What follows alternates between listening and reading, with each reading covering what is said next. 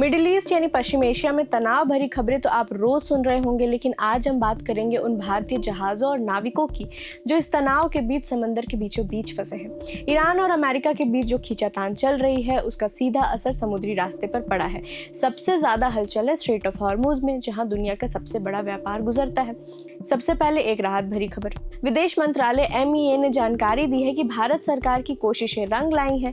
विदेश मंत्रालय के प्रवक्ता रणधीर जायसवाल ने बताया कि तनाव के बावजूद अब तक 11 भारतीय जहाज सुरक्षित तरीके से हॉर्मुज पार करके भारत लौट आए हैं। इनमें जो जहाज सबसे पहले वतन वापस आए हैं उनके नाम है MT शिवालिक और नंदा देवी। इसके बाद Jag Vasant, Jag Vikram, pine gas, BW tyre, BW elm, जग लाडकी, देश गरिमा, ग्रीन साल्वी और CMA CGM डायमंड भी सुरक्षित पहुंच चुके हैं। लेकिन चुनौती अभी खत्म नहीं हुई है। प्रवक्ता ने साफ किया कि 13 भारतीय जहाज अब भी फारस की खाड़ी यानी पर्शियन गल्फ में फंसे हुए हैं। वजह वही है, ईरान और अमेरिका के बीच का युद्ध और उसके बाद पैदा हुआ तनाव, जिससे जहाज़ों की आवाजाही पर ब्रेक लग गया है। भारत सरकार हाथ पर हाथ धर के नहीं बैठी है।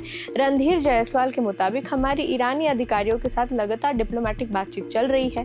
कोशिश बस एक है कि बाकी बचे 13 जहाज को भी बिना किसी नुकसान के बाहर निकाल लिया जाए। इस बीच एक दिलचस्प सवाल उठा। खबरें आई थी कि क्या ईरानी जहाज अमेरिकी नाकाबंदी से बचने के लिए पाकिस्तान और फिर भारत के समुद्रों के रास्ते पर का इस्तेमाल कर रहा है। जब ये सवाल विदेश मंत्रालय से पूछा गया तो उन्होंने बहुत सीधा जवाब दिया। उन्होंने कहा कि इंटरनेशनल वाटर यानी कि अंतर्राष्ट्रीय जल क्षेत्र में किसी भी देश के जहाज को आने जाने के लिए किसी की इजाज़त की ज़रूरत नहीं है। रही बात भारतीय सीमा के अंदर घुसने की, तो उन्होंने कहा कि ये एक टेक्निकल मामला है जिसका सही जवाब जहाज रानी मंत्रालय ही दे सकता है।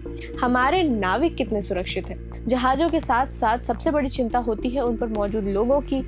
इस पर जहाज रानी निदेशक ओपेश कुमार शर्मा ने एक बड़ी राहत दी है। उन्होंने बताया कि सभी भारतीय नाविक पूरी तरह सुरक्षित हैं। पिछले 48 घंटों में किसी भी भारतीय जहाज के साथ कोई अप्रिय घटना नहीं घटी है। एक और बड़ी जानकारी ये है कि सरकार अब तक 2999 से ज़्यादा नाविकों की घर वापसी करा चुकी है। तो कुल मिलाकर स्थिति ये है कि कूटनीति की मेज़ पर बातचीत जारी है। 11 जहाज आ चुके हैं, 13 का इंतजार है। भारत सरकार और ईरानी प्रशासन के बीच चल रही ये बातचीत ही इन जहाज़ों और नाविकों के लिए सुरक्षा कवच बनी हुई है। हम उम्मीद करते हैं कि जल्द ही बाकी जहाज भी तिरंगा लहराते हुए भारत पर वापस लौट आएंगे। पल पल के अपडेट्स के लिए बने रहे प्रभात खबर के साथ। प्रभातखबर.com, विश्वास वही, रफ्तार नहीं।